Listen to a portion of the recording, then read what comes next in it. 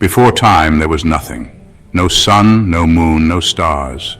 An immeasurable emptiness, a void without form or substance, and then a voice. Not a voice that echoed, for there was nothing for it to echo against, but a voice of pure being, of power beyond comprehension. This was the voice of God, and it spoke creation into existence. "Let there be light," he declared, and light blazed forth, shattering the darkness. With a word, God brought order to the chaos, purpose to the void. This was the beginning, the first act of a divine drama that would unfold over 6 days. Each word spoken by God was not merely a command, but the very fabric of reality coming into being. He spoke, and it was so. He commanded, and it stood fast. The universe, born from the silence, trembled at the sound of his voice, a symphony of creation echoing through the newly formed cosmos. The light that God created was unlike anything we know. It was pure, unfiltered energy, the very essence of his glory. He separated this light from the darkness, calling the light day and the darkness night. The first day of creation dawned, a testament to the power of God's word. And then God spoke again. "Let there be an expanse between the waters to separate water from water." And as his voice resonated through the newborn creation, a vast dome took shape, dividing the waters below from the waters above. He called this expanse sky, a breathtaking canopy over the world he was forming. On the third day, God turned his attention to the waters below. "Let the water under the sky be gathered to one place, and let dry ground appear," he commanded.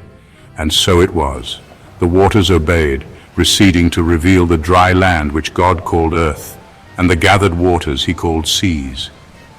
But God's creative work was not yet finished. He spoke again, this time commanding the earth to bring forth vegetation, plants yielding seed and trees bearing fruit.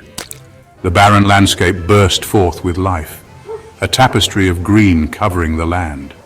The air, once silent, was now filled with the sweet fragrance of new life. Section 4, a tapestry of life. On the fourth day, God turned his gaze towards the heavens. He created the sun, a brilliant orb of fire, to govern the day, and he created the moon, a gentle reflector of the sun's light, to govern the night.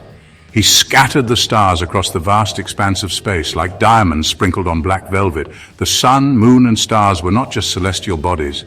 They were signs and seasons, markers of time and purpose. They were a testament to God's order, his meticulous care in crafting every detail of his creation.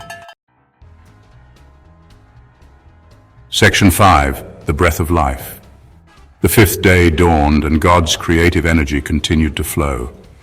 "Let the water teem with living creatures, and let birds fly above the earth across the expanse of the sky."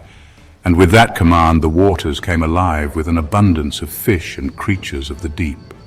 The skies filled with the vibrant colors and songs of birds, soaring through the air with effortless grace. The sea teemed with life, from the smallest plankton to the largest whales. The air vibrated with the songs of birds, their feathers catching the light of the newly formed sun. God saw that it was good, his creation pulsating with life and beauty.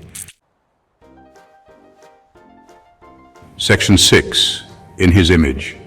The sixth day arrived, and God spoke once more.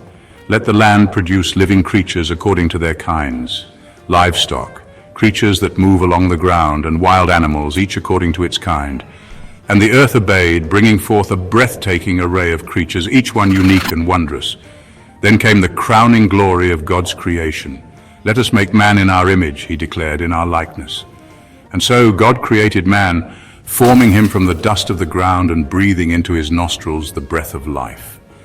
Man, created in the image of God, was given dominion over all the earth and every living thing. Section 7, a Sabbath of blessing. And then on the seventh day God rested. He had completed his work of creation, and he looked upon it with satisfaction. It was good, very good. And so God blessed the seventh day and made it holy, a day of rest and reflection, a reminder of his creative power and the goodness of his creation. The creation story of Genesis 1 is not merely an ancient tale, but a timeless testament to the power, majesty, and love of God. It is a story that continues to resonate with believers throughout the ages, reminding us of our place in the grand tapestry of creation. We are God's handiwork, created with purpose and loved beyond measure. And in this knowledge we find hope, meaning, and a deep sense of awe for the one who spoke the universe into being.